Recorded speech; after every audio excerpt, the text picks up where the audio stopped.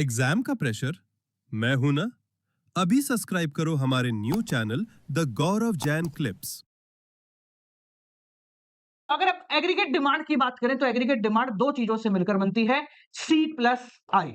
चलिए इसका एक शेड्यूल बनाते हैं और बेहतर तरीके से डायग्राम वाइग्राम बना बनू के इसको समझते हैं। अब एक चीज आपको याद रखनी है अगर आप इस चैनल से पढ़ रहे हो तो, कि हम वो तरीका अपनाएंगे जो आपको बहुत ज्यादा मदद करेगा। समझ रहे हो?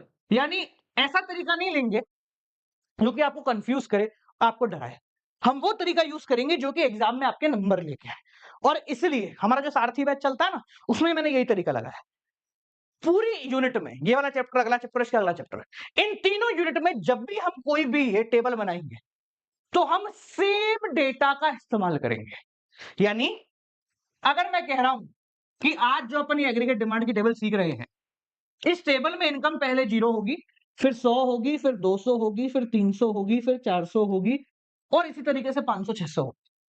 तो अगले 3 चैप्टर तक हम जब भी टेबल बनाएंगे हम इनकम को यही रखेंगे। इसके 2 फायदे, पहला आप लॉजिक समझने लग जाओगे कि हाँ, सेम इनकम पे क्या-क्या बदलाव आ रहा है। दूसरा, आपको टेबल को समझने में बहुत ज्यादा मदद मिलेगी और मैं सिंपल भाषा में बोलूं तो तुम इसको भूलोगे नहीं। ठीक है जी, चलिए तो हम देख रहे हैं एग्रीगेट डिमांड, ये लो, ठीक है, कि अलग-अलग लेवल ऑफ इनकम पे, ये हमारे भारत देश की कमाई है। जब हम कुछ भी नहीं कमा रहे तो क्या होगा? 100 रुपए कमा रहे हैं तो कितना खर्चा करेंगे? 200 कमा रहे हैं तो कितना खर्चा करेंगे? ठीक है, समझ के देखिए कि आज आप क्या कमा रहे हो। मैं आपको बोलता हूं कि आप एज अ स्टूडेंट क्या कमा रहे हो। आप बोलोगे सर अभी तो अपन कुछ नहीं कमा रहे। हाँ, कुछ ऐसे समझदार होंगे, सर मैं तो ये कर रहा हूं, मैं तो पैसे कमा रहा हूं, उनकी बात नहीं कर रहा। बेसिक अगर मैं आपको बोलूं कि एक सामान्य व्यक्ति 10 15 20 साल का व्यक्ति क्या कमा रहा है, आप बोलोगे सर कुछ भी नहीं कमा रहे। जब आप कुछ भी नहीं कमा रहे हो तो क्या खर्चा भी आपका 0 है? जब आप कुछ भी नहीं कमा रहे हो तो क्या खर्चा भी आपका 0 है? आप बोलोगे नहीं सर, भले ही हम कुछ भी नहीं कमा रहे, हमारा खर्चा तो है। हमारा खर्चा कुछ ना कुछ तो है। इसको बोला जाता है ऑटोनॉमस कंजम्पशन। क्या बोला जाता है बेटा? Autonomous consumption. ऑटोनॉमस कंजम्पशन का मतलब वो कंजम्पशन जो कि नेसेसरी है, बिना उसके आप नहीं जिंदा रह सकते। इसको डिनोट करते हैं सी बार से। मान लेते हैं कि आपको ऑटोनॉमस कंजम्पशन है कि आपको जिंदा रहने के लिए 40 रुपए की आवश्यकता है। आपकी इनकम कुछ नहीं, फिर भी आपका कुछ ना कुछ कंजम्पशन है और फिर भी कुछ ना कुछ इन्वेस्टमेंट है। सर ये इन्वेस्टमेंट 40 क्यों होगा? बताया ना बेटा, ये इकोनॉमी को चलाने के लिए बेसिक खर्चा है। तो इकोनॉमी अगर कुछ भी नहीं कमा रही होगी तो भी कैसे ना कैसे करके उसको 40 रुपए का तो अस्पताल खोल के रखना ही पड़ेगा, वरना सब लोग मर जाएंगे। ठीक है, तो इसलिए हमारी इकोनॉमी 40 का इन्वेस्टमेंट रख रही है कि हाँ भैया इतना तो मुझे करना ही पड़ेगा। ठीक है ना, हम तो बस ये अंदाजा लगा रहे भाई कुछ भी नहीं कमाएंगे तो भी इतना तो खर्चा मान के चलते ही है। होता है ना यार, भले ही मैं जेब में कुछ भी नहीं लेकर चलूं फिर भी ये खर्चा तो मेरा होगा ही होगा। ठीक है ना, तो ये हो गया तुम्हारा आई, दोनों को जोड़ा एग्रीगेट डिमांड हो गया 80। ठीक है, अब पहले इन्वेस्टमेंट की बात करूं तो अपन ने बात करी है कि चाहे कुछ भी हो जाए, खाने में नमक 0 लेवल पे जितना था हर लेवल पे उतना ही होगा। तो यार investment will remain constant at any cost, हमेशा कांस्टेंट ही होगा। ठीक है जी, अब बात करते हैं कंजम्पशन की। इसको थोड़ा प्रैक्टिकल लेके चले। देखो अगर मैं आपको बोलूं कि आप आज कुछ नहीं कमा रहे हो फिर भी 40 रुपए खर्च कर रहे हो, चलो मैंने आपको 100 रुपए की कमाई दी थी, अब आप क्या करोगे? आप ऐसे करोगे क्या कि सर 40 रुपए जो है वो खर्च कर देता हूं, बाकी 60 रुपए बचा लूंगा? कोई नहीं करता। इस इकोनॉमी में कोई नहीं करेगा ऐसा काम, या पूरी इकोनॉमी तो नहीं करेगी।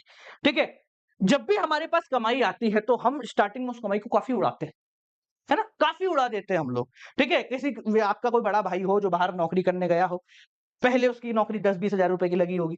ठीक है, उसने क्या किया होगा, पहली नौकरी जो 10-15 हजार 20 हजार रुपए की लगी उससे उसका पड़ता नहीं खा रहा था, तो उसने क्या करा, यार 20 हजार मेरा, अरे पापा आप 5 हजार रुपए और दे दो ना यार। हाँ, मैं आपसे पहले 20-15 हजार रुपए लेता था, अब मेरे पास कमाई आने लगी तो आप अभी 5 तो दे दो, अगले महीने से मत देना। तो यानी कि जब हमारे पास थोड़ी सी कमाई आती है तो हम खर्चा भी बढ़ाते हैं। जब भी नया पैसा आएगा तो वो खर्च तो होगा। ठीक है, तो मान के चलते जैसे आपकी इनकम 100 बढ़ी, आपका कंजम्पशन हो गया 120। आप पूछेंगे सर 100 रुपए की इनकम 120 का कंजम्पशन कैसे? पिताजी से ले लिए होंगे 20 रुपए। ठीक है, मैं चाहूं तो अभी यहाँ पे सेविंग बना के दिखाऊंगा।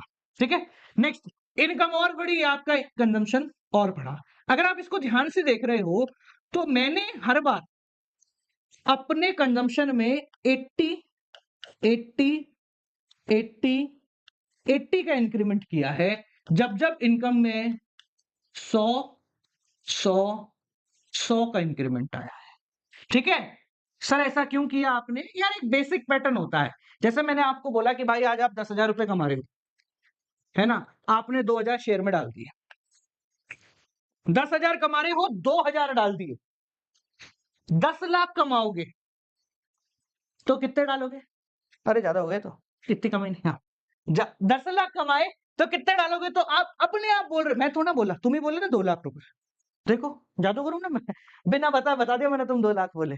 कैसे बोले बेटा? सर एक पैटर्न फॉलो हो गया होगा ना, एक पैटर्न फॉलो हो गया ना कि सर 20% हम लगा रहे हैं तो हर बार 20% के हिसाब से एक नॉर्मल ह्यूमन टेंडेंसी है। तो उसी प्रकार से भाई हमने बोला कि जब जब 100 रुपए की इनकम बढ़ी, साहब मैंने 80 रुपए कंजम्पशन बढ़ा लिया।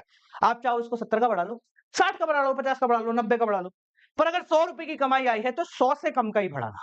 ठीक है, हम ये 80 इसलिए बढ़ा रहे हैं ताकि आपको याद रहे। ठीक है ना, जब भी अपन टेबल बनाएंगे इसके बाद तो 80 का ही इंक्रीमेंट कर रहे होंगे। ठीक है, अभी तो मैं मिटा देता हूं इसको। तो ये क्या दिख रहा है आपको? यहां पर हमें दिख रहा है सर अलग अलग लेवल ऑफ इनकम पे हमारा कंजम्पशन, इन्वेस्टमेंट या फिर एग्रीगेट डिमांड। देखिए ये लीजिए, ठीक है जी। देखो एग्रीगेट डिमांड बोले तो 120 और 40, 160, 240, 320 और 400, ये हो गई हमारी एग्रीगेट डिमांड। ये भी और आगे बढ़ेगी, और भी आगे बढ़ेगी, पर अभी अपन 400 तक बनाते बहुत।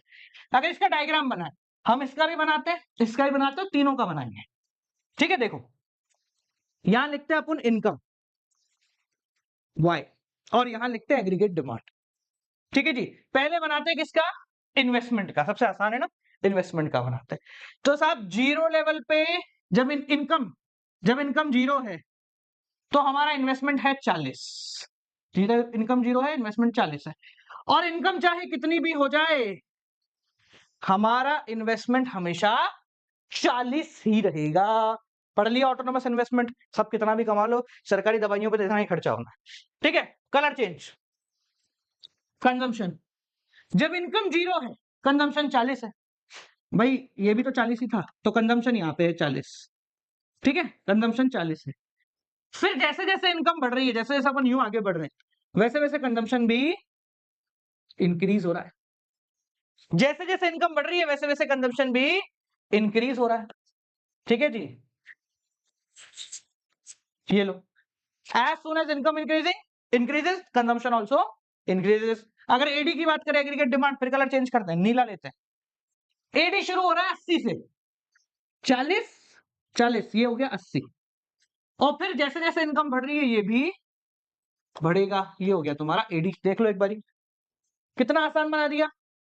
ये हो गया तुम्हारा इन्वेस्टमेंट आई, ये हो गया कंजम्पशन सी, और ये हो गया एग्रीगेट डिमांड एडी। क्लियर? देखो एक बार इसको थोड़ा डिटेल में देखें। देखिए ये मैंने कुछ एक्सप्लेनेशन दे रखी है, जिन लोगों के पास पुस्तक है पेज नंबर 53 देखना। AD is equal to C plus I, positive consumption even when income is zero. जब इनकम जीरो थी तो भी हमारा कंजम्पशन कुछ ना कुछ था, है ना, ये 40 है। क्या बोलते हैं इसको? सी बार, ऑटोनोमस कंजम्पशन। इसको याद रखना, बहुत कम आएगा। और क्या लिखा हुआ है सर काम की बात?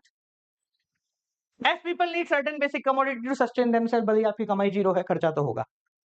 इन the given diagram OS represent, और चलो ये तो स्लोप ऑफ कंजम्पशन कर्व। ठीक है, इन्वेस्टमेंट जो है पैरेलल टू एक्स एक्सिस है, इन्वेस्टमेंट अपना पैरेलल टू एक्स एक्सिस है।